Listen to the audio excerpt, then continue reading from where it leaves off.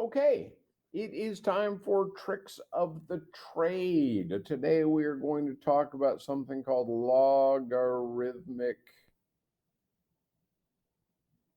differentiation. Differentiation. Hard to say and write at the same time, but we've got problems where we have powers of x in both the base and the exponent. Can't use a power rule because power rule only works for x to the power of some real number. Uh, can't just use that as chain rule because, well, this isn't e to the x or a to the x. So exponential doesn't work, power rule doesn't work. So what we're going to do is logarithmic differentiation says that if I have y equals some function to the power of some other function, if I take the log of both sides, I can use implicit, well, first of all, I can rewrite this as natural log of y equals g of x times natural log of f of x. And I can use implicit differentiation on this side, and I can use the product rule on this side. So let's do that with y equals x to the x. I've got the natural log of y equals x times the natural log of x. The derivative of natural log of y is 1 over y times the derivative of y. This is a product. We'll call this u. We'll call this v. So u dv plus v du. Doing some simplification, I get that y prime equals y times 1 plus natural log of x. And of course, y is equal to x to the power of x. So the derivative of this function is x to the power of x times 1 plus natural log of x. Pretty straightforward, really. The trick is just keeping track of everything because you've just got a lot of things going on here with your implicit differentiation and your product rule. So let's do a quick example. We've got a flu spread. Well, this doesn't actually have anything to do with logarithmic differentiation. No, it sure doesn't. Okay, well, we're going to do an application. Wait, stop, go away. We're going to do an application example of all this differentiation. It is not an example of logarithmic differentiation.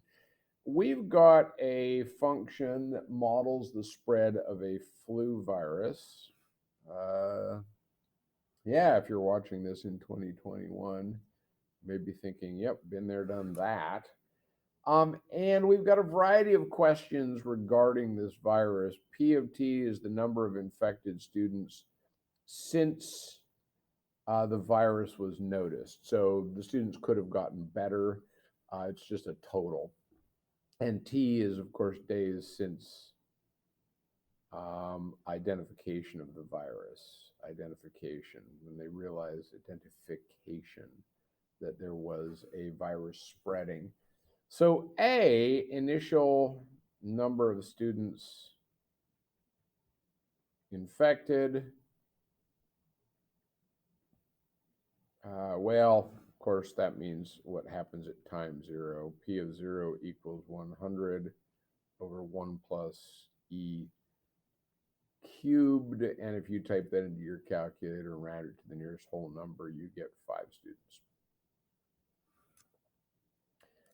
Question B is the rate of spread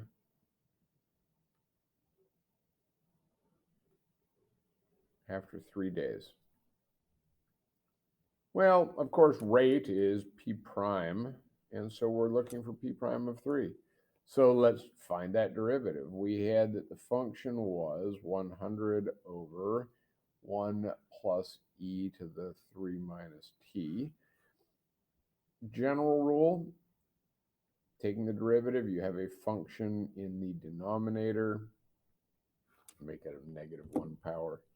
So the derivative equals, well, 100 times, that's the constant, power rule, negative 1 times that to the negative 2 times the derivative of the inside, well, the derivative of e is itself, times the derivative of the power, negative 1. So what I get is I get 100 e to the 3 minus t, all divided by 1 plus e to the 3 minus t squared. Notice that the negatives have canceled each other out. And setting times 3, well, 3 minus t is 0, so e to the 0 is 1. 1 plus 1 on the denominator is 2. 2 squared is 4, which means that this is spreading on day 3 at a rate of 25 students per day. So let's talk about the next question is, when is the maximum rate of change of the spread of the virus? Well, if I look at the graph of P prime, what I see is that it looks something like this, and that maximum appears to be about day 3. What's the official way to do this? Well, a maximum is going to be the place where there is a tangent line with a slope equal to 0. So really my official answer is that P prime of t equals 100 e to the 3 minus t over 1 plus e to the 3 minus t squared. I could do a quotient rule problem, and I could find the second derivative, and I could set it equal to 0. I'm not gonna. It's a long, complicated problem. It wouldn't be the end of the world, but I don't really want to do all that algebra right now, and we don't really need to, because looking at the graph of P prime, and by the way, we're going to get back to this in some later, actually next chapter, so this is really a setup for the next chapter. But what we do notice, what we want to take away from here, is that the tangent line has to have a slope of 0 if we're at an extreme value, a maximum. All right, so those of you in my class, go ahead and do exercise 51. And I'm going to include the recap in this video, so I'll pause for a second, or you can pause. All right, let's do a quick chapter recap or section recap of 4.4 because it's quick. What did we figure out in this chapter? Well, we figured out the derivatives of e to the x, a to the x, natural log of x, and log base a of x. We figured out that the derivative of e to the x was itself, that the derivative of a to the x was itself times the natural log of a, that the derivative of natural log of x was 1 over x, and that the derivative of log base a of x was 1 over natural log of a times 1 over x. We talked about logarithmic differentiation. And the basic differentiation, oh my gosh. Just talking and writing complicated words.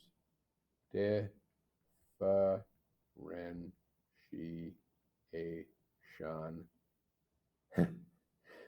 If I've got y equals f of x to the g of x, I take the natural log of y. I take the natural log of both sides. I do a little fiddling algebraically, and then I use implicit differentiation on this side, and I use the product rule on this side. And don't forget to use the chain rule for natural log of f of x. And we could actually come up with a formula for this very simply. It would be 1 over y times y prime is equal to, well, u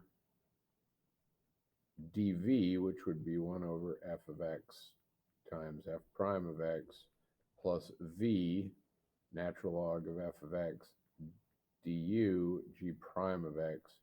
And then, of course, don't forget to multiply both sides by y, which is f of x to the power of g of x. So you want to always solve this for. But I don't think it's worth memorizing that formula. The key here is really that logarithmic differentiation. It applies to function raised to the power of a function, and we just take the natural log of both sides. What do you need to know? You should know those 4 derivatives. You should recognize when to use logarithmic differentiation, and then the fact that you need to do implicit and product rule. That's everything from section or chapter 4.4 of our book. We will see you back here for chapter 5 when we'll start talking about finding minima and maxima for functions. All right. Hey, thanks for watching. I hope you learned something.